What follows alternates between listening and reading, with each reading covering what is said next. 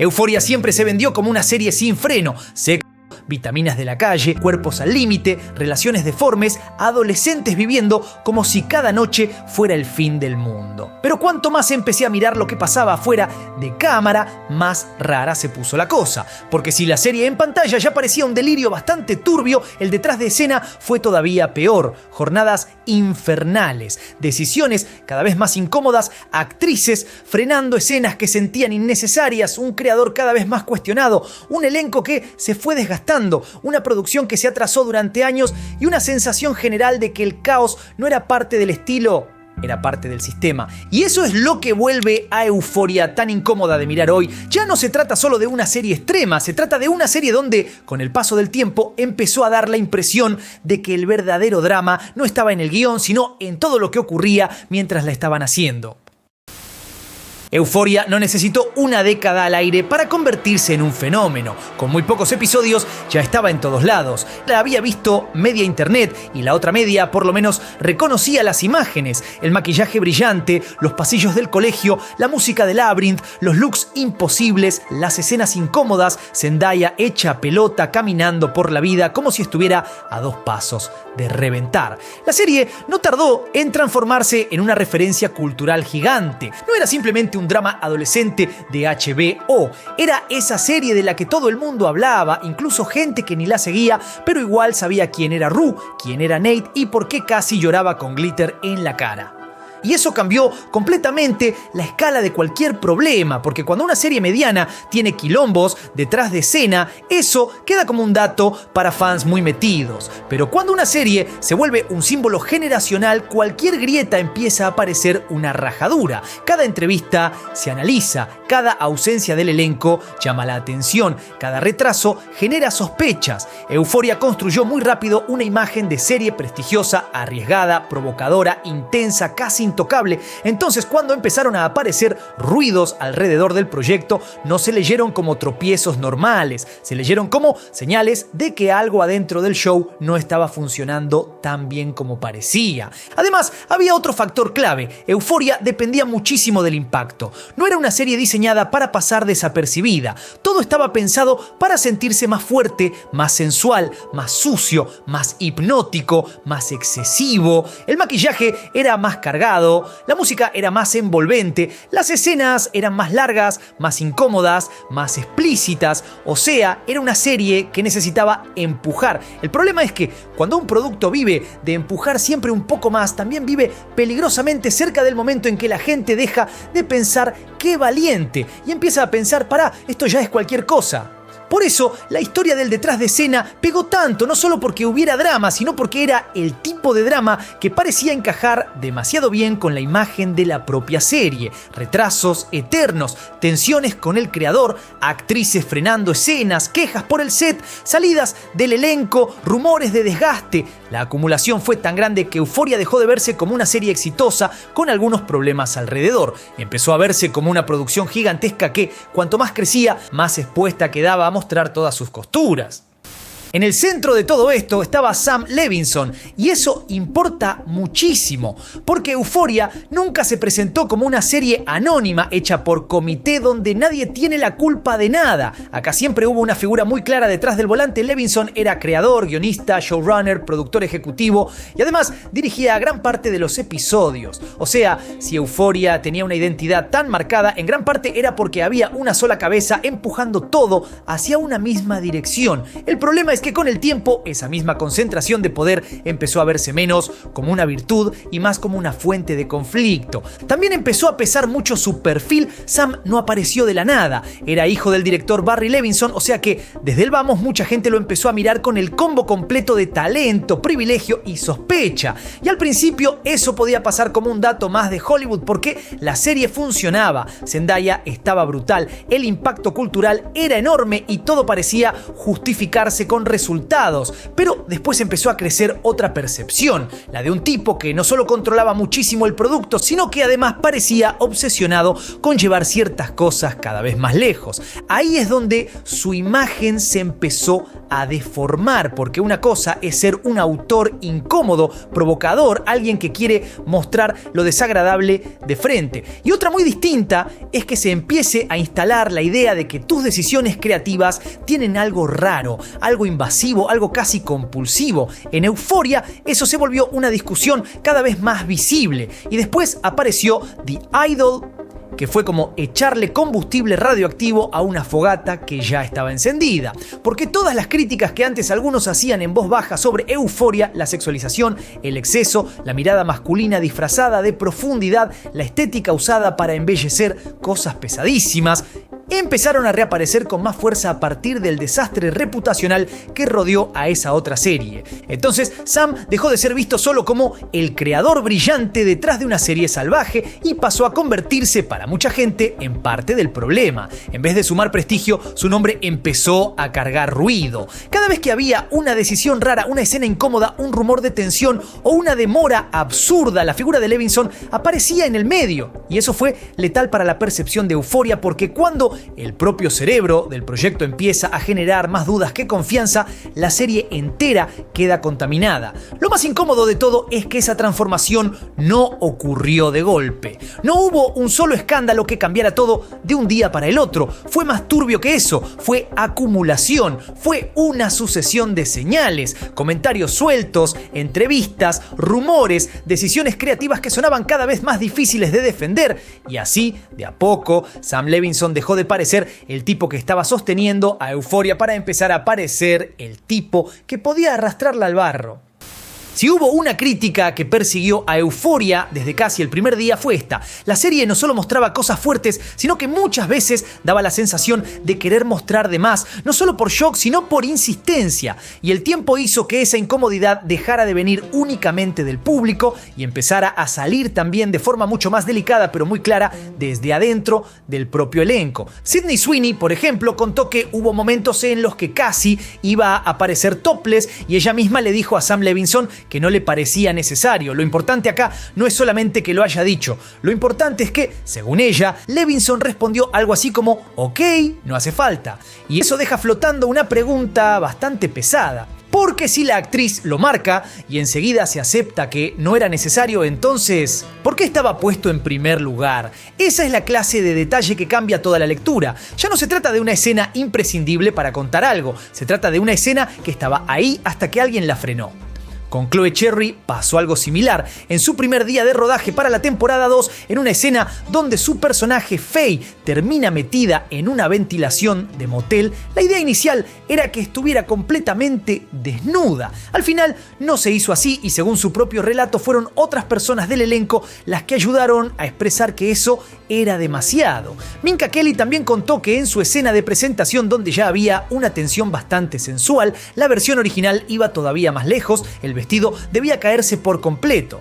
Ella dijo que no se sentía cómoda en su primer día como invitada de la serie estando desnuda ahí y pidió mantener el vestido puesto. Otra vez, no hablamos de algo que terminó ocurriendo, sino de una lógica que aparece una y otra vez. La escena iba hacia un lugar, la actriz puso un límite y recién ahí se recalculó. Después vino Martha Kelly, que interpretó a Laurie, y lo que dijo fue todavía más incómodo. Contó que la escena donde Rue entra a la bañera e iba a ser asistida por Laurie tenía en el guión una carga todavía más creepy, con una cercanía física que ella describió como una vibra directamente asquerosa, casi pedófila. Eso ya no entra en la categoría de capaz era un poco de más.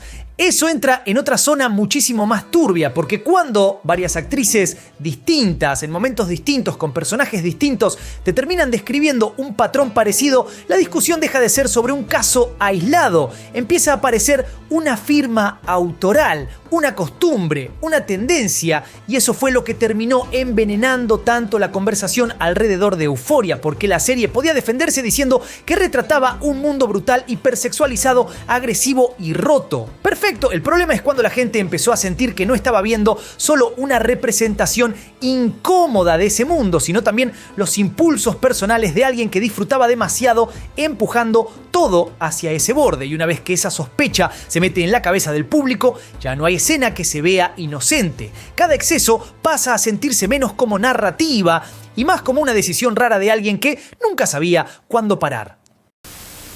Todo eso ya era incómodo en lo creativo, pero el problema no terminaba ahí, porque mientras Euphoria intentaba vender una imagen de serie sofisticada, intensa, casi artística, también se empezaron a filtrar historias de un rodaje bastante más caótico de lo que uno esperaría de una producción gigante de HBO. Y muchas no venían de una gran estrella dando una entrevista explosiva, venían de gente de abajo, de extras, de personas que no tenían mucho que ganar inventando un circo, pero sí bastante que perder si se quedaban calladas. Una de las cosas que más se repitió fue la sensación de improvisación permanente, cambios de último minuto, jornadas que se estiraban muchísimo más de lo previsto, secuencias enormes que parecían no terminar nunca. Colman Domingo habló de rodajes que arrancaban a las 6 de la tarde y seguían hasta que salía el sol. Jacob Elordi llegó a comparar una de esas fiestas eternas de la serie con estar atrapado en una fiesta infernal de la que ya te querés ir y no podés, y eso dice bastante porque en pantalla esas escenas se ven eléctricas, sensuales, hasta hipnóticas, pero detrás de cámara, después de varios días filmando lo mismo, la vibra ya no era sexy, era agotamiento puro. La cosa se puso más turbia cuando empezaron a aparecer denuncias de extras sobre las condiciones del set en la fiesta de Año Nuevo de la temporada 2. Según esos reclamos,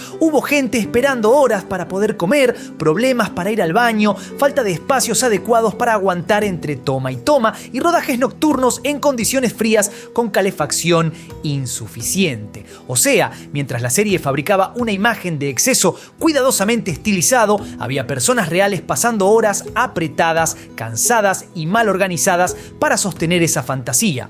Y ahí la cuestión ya no era qué provocadora es Euphoria. Era otra mucho más básica, ¿qué tan mal estaba funcionando este set?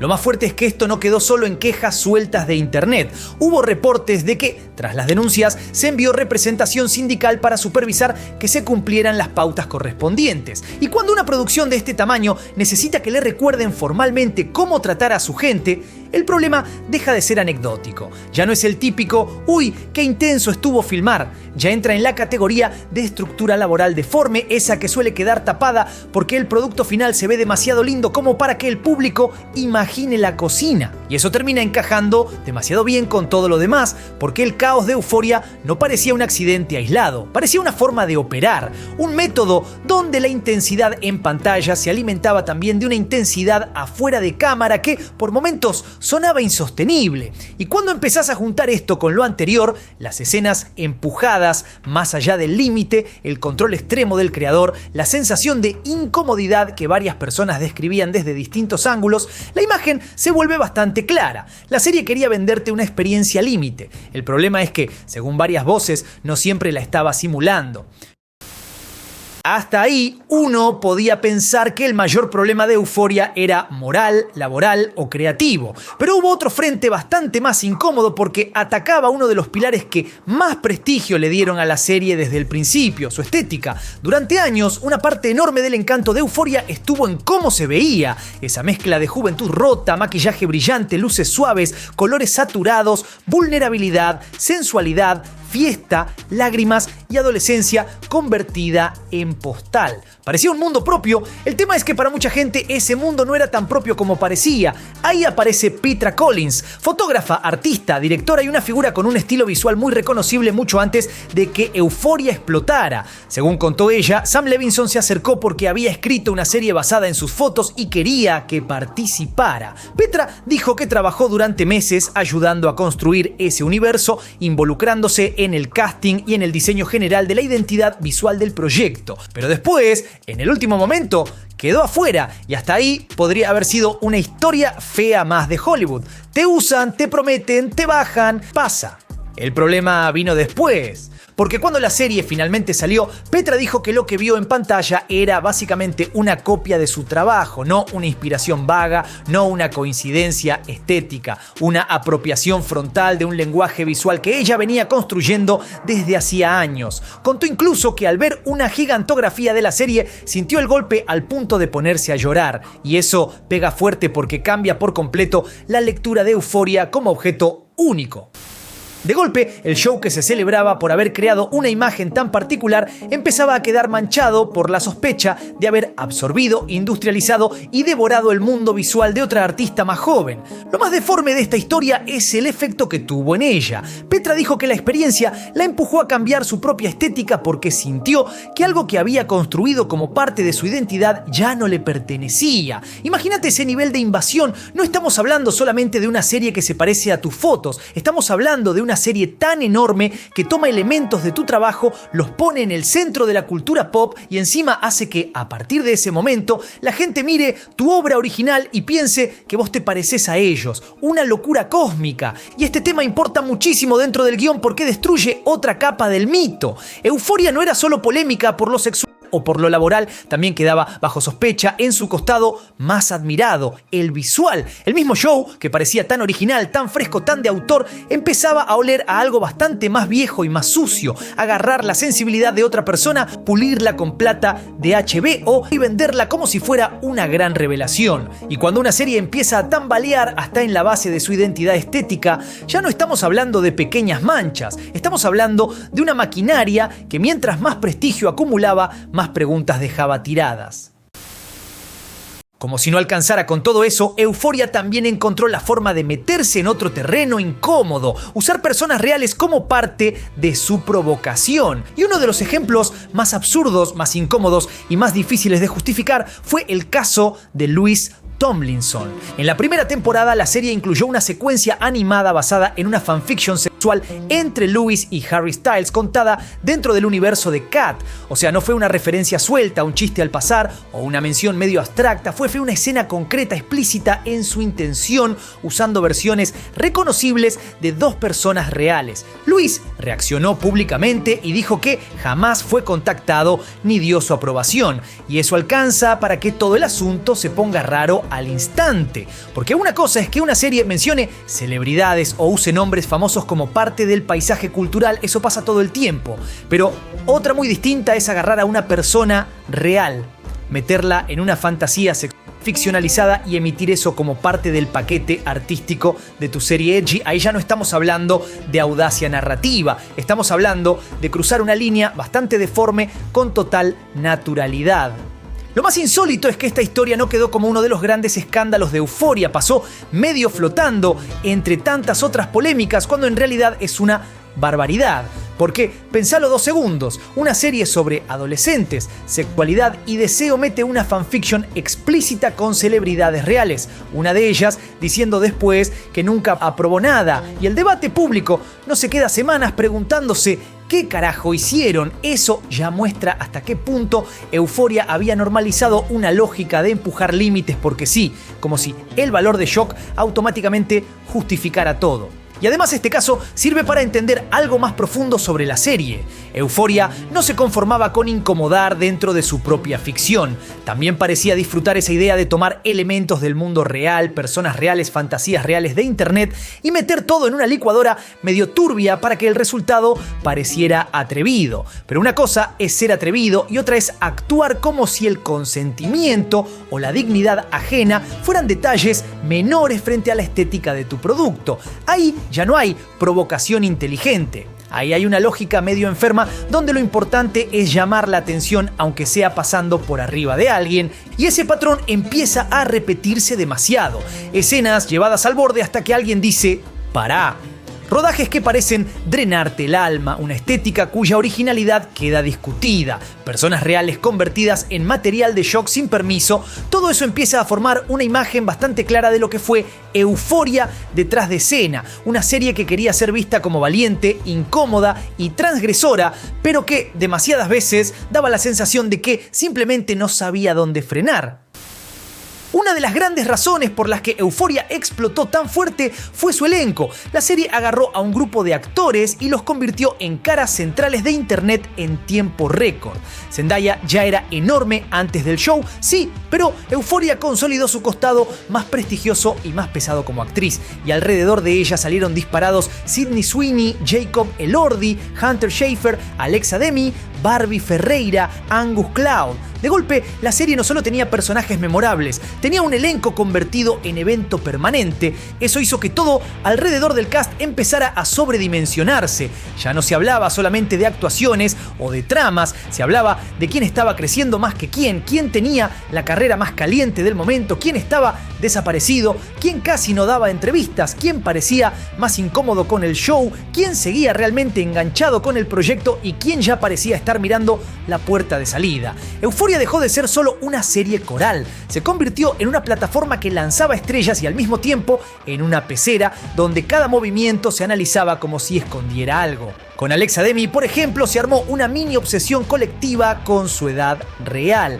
No era el escándalo más grave del mundo, pero sí mostraba perfecto el clima que rodeaba a Euphoria. La gente no consumía solamente la serie, consumía también el misterio que flotaba alrededor de cada uno de sus actores. Había una necesidad permanente de escarbar, de encontrar una rareza, de descubrir un dato oculto, de convertir cualquier detalle en lore. Eso con otras producciones pasa a veces, acá pasaba todo el tiempo.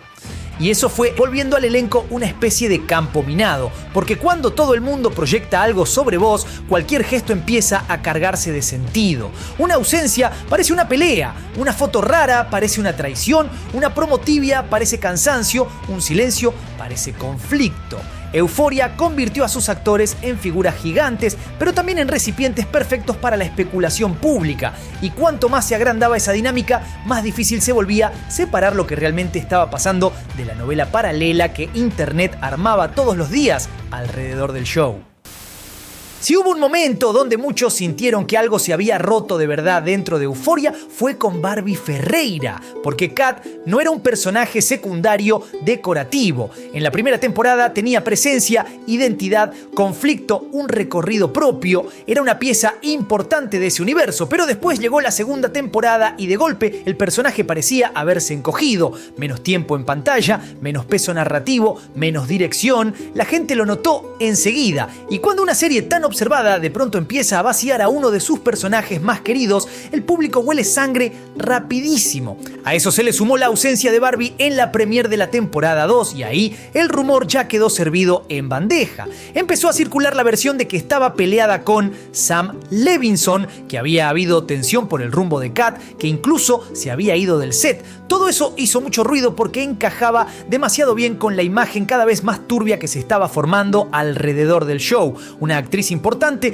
un personaje que se desinfla, una salida que nadie termina de explicar del todo y un fandom entero llenando los huecos con teorías. Después Barbie habló y eso es importante. Negó haberse ido del set de esa forma y bajó bastante el tono del escándalo. Dijo que seguía siendo amiga del elenco y que su salida había sido una decisión mutua, pero al mismo tiempo confirmó algo que, para el fondo de la historia, era igual de fuerte, que el personaje se había quedado sin lugar, que había sido una lucha encontrarle continuidad, que no quería quedarse para hacer el rol de la amiga gorda sin más. O sea, quizás no hubo una guerra de telenovela postapocalíptica como Internet quería creer, pero sí había una traba real, una dificultad creativa fuerte, una desconexión, y eso convierte a Barbie en un síntoma perfecto del deterioro de Euphoria. Porque no hace falta que todo termine en una pelea gritándose en un pasillo para que el problema sea grave. A veces alcanza con algo más frío y más incómodo, que un personaje relevante se vaya apagando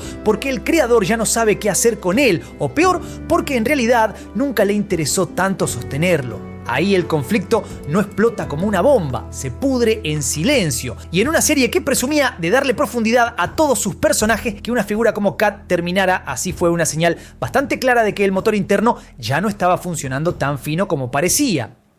Y si lo de Barbie fue una alarma fuerte, lo de Zendaya era directamente otra escala, porque Zendaya no era una actriz más dentro de Euphoria, era la cara del show. Su interpretación de Rue se volvió el corazón emocional de la serie, el punto de entrada para millones de personas, la figura que le daba prestigio, premios y peso cultural al proyecto. Entonces, cuando empezaron a circular rumores de desgaste entre ella y Sam Levinson, la cosa se puso bastante más delicada, porque ahí ya no estamos hablando de una pieza que se corre del tablero, estamos hablando del centro mismo del tablero. Según esos rumores, Zendaya estaba frustrada con las demoras de la tercera temporada, con guiones que no llegaban y con la sensación de que Sam estaba más enfocado en The Idol que en terminar Euphoria. Y esto es clave porque The Idol no fue solamente otro proyecto de Levinson, fue el proyecto que terminó de intoxicar su reputación pública. Entonces la idea de que Zendaya no quisiera quedar arrastrada por ese mismo barro tenía bastante lógica narrativa, incluso aunque parte de esa información se moviera en terreno de reportes y versiones de insiders. El punto no es venderlo como verdad absoluta, el punto es que el rumor prendió porque se sentía posible. Y además había algo más: Zendaya y Sam no eran simplemente compañeritos de trabajo que coincidieron en una serie exitosa. También habían trabajado juntos en Malcolm y Marie, un proyecto más íntimo hecho durante pandemia que reforzaba la imagen de una alianza creativa muy cercana. Por eso, cuando se empezó a hablar de reuniones tensas, desacuerdos y distanciamiento, el ruido fue todavía mayor. No era solo la protagonista está cansada, era incluso la colaboradora más importante del creador podría estar empezando a hartarse de esta dinámica. Después llegó el clima de la temporada 3 y esa sensación se hizo más espesa. Zendaya promocionó otros proyectos con mucha más energía, mientras que con Euphoria el entusiasmo parecía mucho más tibio. Y claro, una cosa no prueba la otra, pero cuando el rostro de la serie ya no transmite esa conexión tan clara con el proyecto, la audiencia lo siente, lo huele, lo interpreta, y eso lastima muchísimo más que cualquier rumor menor, porque si hasta la figura más asociada al alma de Euphoria parece lista para pasar página, entonces la serie ya no se ve como un fenómeno imparable, se empieza a ver como una experiencia que consumió demasiado a demasiada gente. Lo más turbio de todo es que, incluso si una parte de estos rumores fuera exageración de la industria, igual dejan algo muy claro. Euphoria llegó a un punto donde la gente ya podía imaginar sin esfuerzo un desgaste serio entre Zendaya y Sam Levinson, y eso no sale de la nada. Eso aparece cuando una producción acumula demasiadas grietas, demasiadas demoras, demasiadas polémicas, demasiado cansancio. Ahí ya no hace falta una prueba definitiva para que el daño esté hecho. La percepción sola alcanza. Y en Hollywood, cuando la percepción empieza a pudrirse, la caída suele estar mucho más cerca de lo que parece. En medio de todo este caos hubo un golpe que cambió por completo el tono de la conversación alrededor de Euphoria, porque una cosa es hablar de egos, de rodajes infernales, de desnudez innecesaria o de rumores de peleas, y otra muy distinta es cuando la tragedia entra por la puerta y ya no hay forma de seguir hablando del show como si todo fuera solamente chisme Hollywood. Eso pasó con Angus Cloud. La historia de Angus ya de por sí parecía salida de una película. No era el típico actor fabricado para una serie de HBO. Lo descubrieron caminando por Manhattan casi de casualidad y él mismo pensó al principio que todo era una estafa. Después terminó leyendo líneas en una sala llena de gente seria, sin saber muy bien qué carajo hacía ahí, y de alguna manera terminó convirtiéndose en Fez, uno de los personajes más queridos de toda la serie, y eso se notaba. Había algo en Angus que no se podía fabricar, no parecía un actor interpretando a un pibe así, parecía el tipo correcto, en el rol correcto, en el momento correcto. Lo más fuerte es que Fez ni siquiera tenía garantizada una vida larga dentro del show. En un momento el personaje iba a morir mucho antes, pero según se contó, Sam Levinson cambió de idea al ver lo mucho que esa posibilidad afectaba a Angus. O sea, Fez siguió vivo no solo por cuestiones narrativas, sino también por el vínculo humano que se había armado alrededor del personaje, y eso hace todavía más dura toda esta historia, porque le da a Euphoria una capa casi fantasmal, un show que quiso conservar en la ficción a alguien que en la vida real se estaba cayendo a pedazos. Después se supo más sobre sus problemas con las adicciones, sus intentos de rehab, las intervenciones, el esfuerzo de gente del equipo para sostenerlo, acompañarlo y evitar que se fuera del todo por el barranco. Todo eso vuelve la historia muchísimo más compleja y más pesada, porque ya no estamos en el terreno cómodo del villano y las víctimas. Estamos en un terreno mucho más humano y más jodido, donde una producción puede intentar ayudar, pero también queda la pregunta de fondo: ¿qué tan sano era meter a una persona así de vulnerable en una maquinaria tan extrema? Sobre todo en una serie que orbitaba todo el tiempo alrededor de drogas, recaídas, autodestrucción y angustia. La muerte de Angus en 2023 hizo que esa pregunta quedara clavada con una fuerza brutal, no porque la serie sea culpable de algo de forma automática, sino porque es imposible no pensar en la presión, en la fama repentina, en el nivel de exposición, en la intensidad emocional del proyecto y en lo poco preparado que parecía estar él para entrar a una máquina de ese tamaño. Y ahí Euphoria dejó de ser solamente una serie con un detrás de escena turbio. Se convirtió también en una historia atravesada por el dolor real, un dolor que no se puede editar, no se puede maquillar y no se puede acomodar con una buena iluminación morada. Y desde ese momento todo lo demás empezó a sentirse distinto. A todo eso se le sumó otra capa que en Hollywood siempre mete ruido, pero en Euphoria cayó sobre nafta: las relaciones entre miembros del elenco, porque en una serie tan observada, tan hipersexualizada y tan asociada al deseo, cualquier vínculo real entre actores se volvía automáticamente parte del espectáculo. Ya no importaba solo lo que hacían los personajes, también importaba quién estaba saliendo con quién cortó con quién y cómo iba a repercutir eso en el set. Con Zendaya y Jacob Elordi pasó exactamente eso. Los rumores crecieron después de que los vieran juntos en viajes, salidas y situaciones que claramente fueron leídas como algo más que simple compañerismo. La historia después se apagó, pero dejó una marca en la percepción general del show. Euphoria parecía generar romances con la misma facilidad con la que generaba clips virales. Y una vez que eso entra al circuito mediático, ya no se borra del todo. Queda dando vueltas como parte del ecosistema de la serie. Después apareció la relación entre Hunter Schafer y Dominic Fike, que fue todavía más sensible por el contexto. Dominic entró a la serie en la temporada 2 y más tarde contó que durante parte de ese proceso estaba muy mal con el tema de las adicciones, que incluso había estado cerca de ser apartado. Eso ya volvía a su presencia en el show, una historia pesada por sí sola. Pero además, en medio de todo eso, él y Hunter empezaron una relación real, se mostraron juntos públicamente, la confirmaron y después terminaron. Más tarde Hunter contó que fue una ruptura limpia en algunos aspectos, pero también mencionó una infidelidad, o sea, no fue solo salieron un tiempo y listo. Fue otra historia personal que quedó pegada al universo Euphoria y pasó a alimentar la conversación pública alrededor de la serie. Lo que vuelve importante este bloque no es el chisme en sí, sino el clima que genera, porque cuando ya tenés una producción retrasada, rumores de tensiones, un creador bajo fuego, actores emocionalmente exigidos y un fandom leyendo cada gesto como si fuera una prueba judicial, las relaciones personales dejan de ser un detalle, se convierten en otra fuente de ruido, en otra capa de inestabilidad, en otro elemento que hace que alrededor de Euphoria siempre parezca haber algo flotando en el aire, algo raro, algo a medio resolver, incluso cuando nadie está diciendo nada de forma abierta.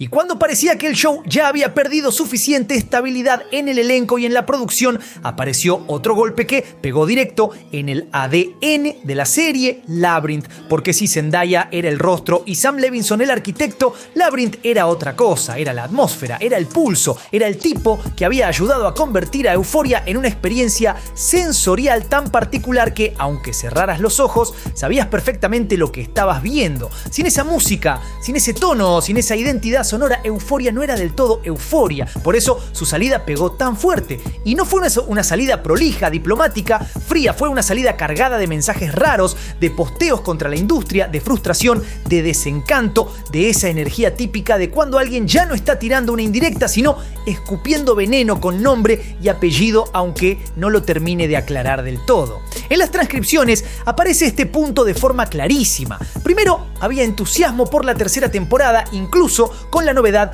de Hans Zimmer sumándose al universo del show.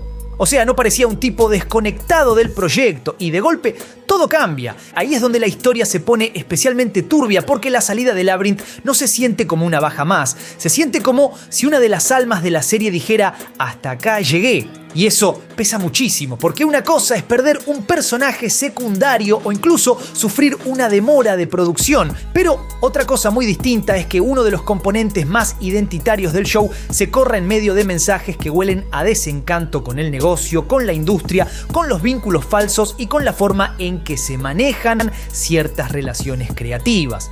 Eso ya no suena a calendario complicado, suena a ruptura y además pega en un lugar muy delicado la percepción de autenticidad. Durante mucho tiempo, Euphoria logró vender la idea de que, más allá de todas sus polémicas, había una sensibilidad artística real ahí adentro. Algo vivo, algo intenso, algo que, aunque excesivo, tenía alma. Labyrinth era parte de eso. Entonces, cuando él se baja, lo que se rompe no es solo una colaboración musical, se resquebraja esa sensación de unidad creativa que sostenía la mística del show. La serie empieza a parecer menos una obra colectiva potente y más una máquina que fue perdiendo piezas clave en el camino. Y eso se nota todavía más porque mucha gente ya asociaba a Euphoria con sus canciones, sus transiciones, sus climas musicales y esa sensación medio hipnótica que le daba espesor emocional incluso a escenas que sin ese score quizás habrían quedado vacías o ridículas. Sácale eso y el show corre el riesgo de quedarse en cuero, de que se note más el artificio, más la pose, más la exageración. En otras palabras, la salida de Labyrinth no fue solo una noticia de producción, fue una advertencia brutal de que Euphoria quizá ya estaba dejando de parecerse a sí misma.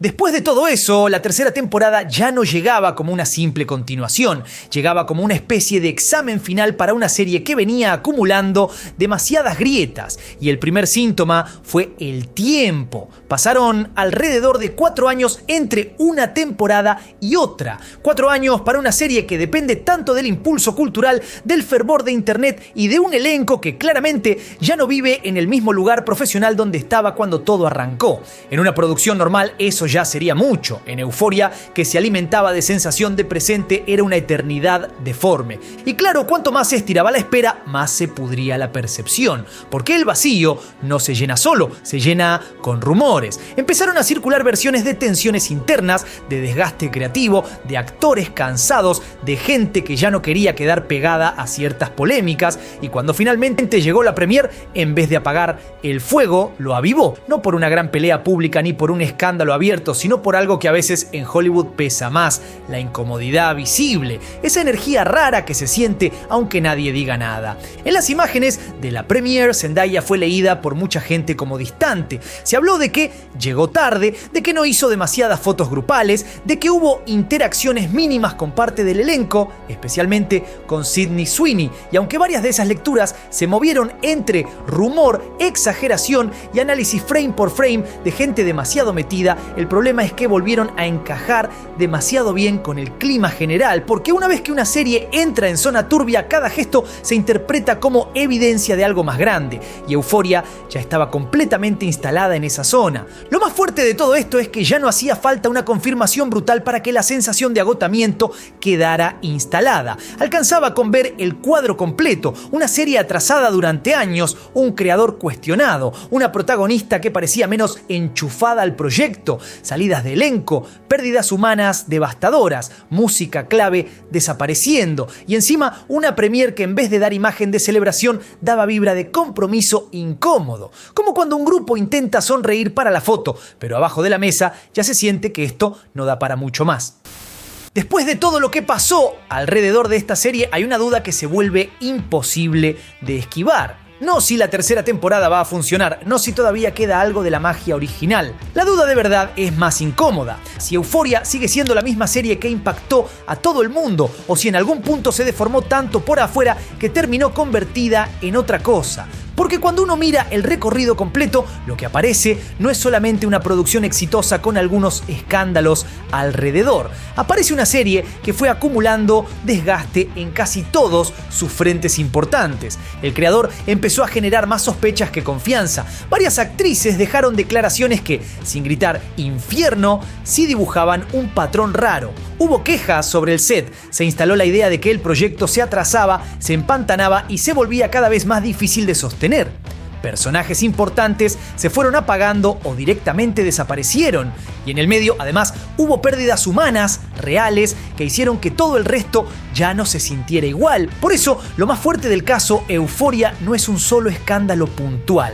Es la acumulación, la sensación de que, año tras año, la serie fue perdiendo partes de sí misma. Primero se empezó a discutir la mirada, después las condiciones, después la cohesión del elenco, después el entusiasmo, después la identidad sonora y así, de a poco, lo que al principio parecía una obra provocadora, arriesgada y con una personalidad clarísima, empezó a verse como una maquinaria cada vez más pesada, más viciada y más difícil de reconocer. Y quizá ahí está lo más inquietante de todo, que Euphoria siempre quiso empujar al límite a sus personajes, a sus escenas, a su estética y a su audiencia. El problema es que, con el tiempo, esa lógica dejó de sentirse solo como una decisión artística. Empezó a aparecer también la forma en que el proyecto entero existía. Y cuando una serie necesita vivir permanentemente al borde para seguir siendo ella misma, tarde o temprano aparece una pregunta bastante filosa: si seguía siendo una gran serie incómoda o si ya se había convertido en un experimento demasiado grande, demasiado raro y demasiado roto como para salir ilesa. Ahora sí, dale duro, duro, duro al botón de like. No te olvides, por favor, de rebobinar la cinta. Soy Juanito Sey, esto es Data Rewind y nos veremos la próxima. Adiós.